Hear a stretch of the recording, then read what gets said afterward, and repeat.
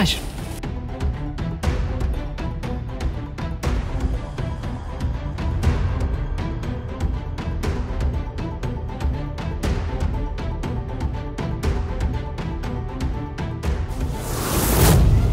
কি আপনারা হঠাৎ এ বাড়িতে? বিনা নিমন্ত্রণে আসেননি ওনারা ড্যাড, নিমন্ত্রণ জানিয়েছি। ওনারা আজকে এখানে লাঞ্চ করবেন। লাঞ্চ করবেন মানে? ভালো একটা ডিল হলো আজ আমাদের মধ্যে, আমাদের ব্যবসায়িক সম্পর্ক আরো সুদৃঢ় হলো। ব্যবসায়িক সম্পর্ক? এটা করে খুব শিগগিরই আমাদের সম্পর্কটা আত্মীয়তায় বদলে যাবে, কি তাই তো? আত্মীয়তা? কিছু মনে করবেন না, আমি আপনার কথা ঠিক বুঝতে পারছি না। না বোঝার তো কিছু নেই। এই বাড়ির দরজা থেকে আমার মেয়েকে একদিন ফিরে যেতে হয়েছিল, আবার এই বাড়ির দরজা থেকেই প্রিয়দর্শিনী আর আঁচল আমার মেয়েকে বরণ করে বাড়ির ভেতরে নিয়ে যাবে। ব্যাস, এই প্রপোজালটাই আঁচল আমাদের দিয়েছিল। আর পুটিরাম সেই প্রস্তাবে শিলমোহর মেরে দিয়েছে।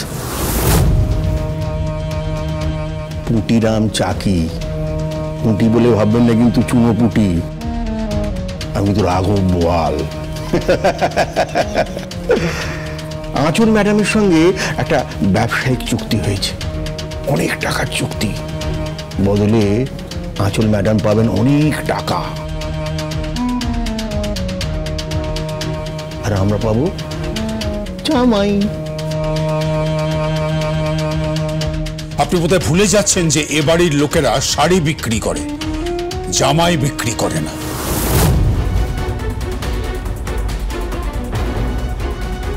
ড্যাড প্লিজ, ওদেরকে ইনসাল্ট করো না। ইনসাল্ট করছো তোমরা? তোমরা ইনসাল্ট করছো আমার ছেলেকে, সার্থককে।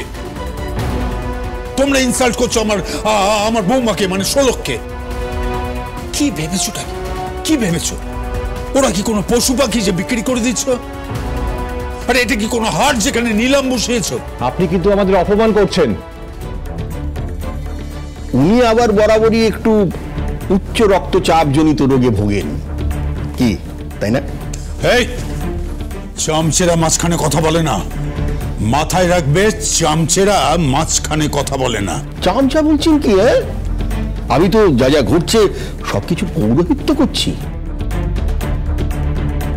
আমি তো কারণ, যা যা ঘটছে সবকিছুর পেছনে আমি। চুপ করো, একদম চুপ করো, দালাল কোথাকার। আর আঁচল, আঁচল কি করছো তুমি? এটা কি করছো? সার্থকের সংসারটাকে ভাঙছো। সার্থকের সংসার ভাঙছি না তো ড্যাড, শোলকের সংসারটা ভাঙছি।